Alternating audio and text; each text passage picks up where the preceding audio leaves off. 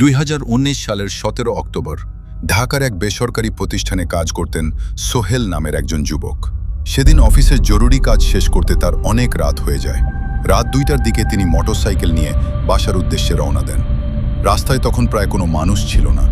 রাত 2:17 তিনি লক্ষ্য করলেন রাস্তার পাশে সাদা পোশাক পরা এক বৃদ্ধা দাঁড়িয়ে আছেন। বৃদ্ধা হাত তুলে ইশারা করলেন। সোহেল ভাবলেন হয়তো কোনো বিপদে পড়েছেন। তিনি মোটরসাইকেল থামালেন। বৃদ্ধা ধীর কণ্ঠে বললেন, বাবা, আমাকে সামনের মোড় পর্যন্ত নামিয়ে দেবে? সোহেল রাজি হলেন। কয়েক মিনিট চলার পর হঠাৎ তার মনে হলো পিছন থেকে কোনো শব্দ আসছে না।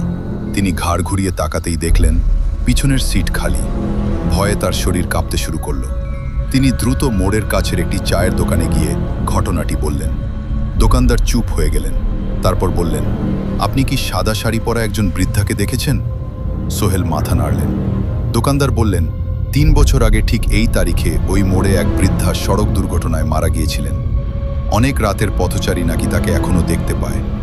সোহেল আর কখনো রাত 2টার পর ওই রাস্তা দিয়ে একা যাননি।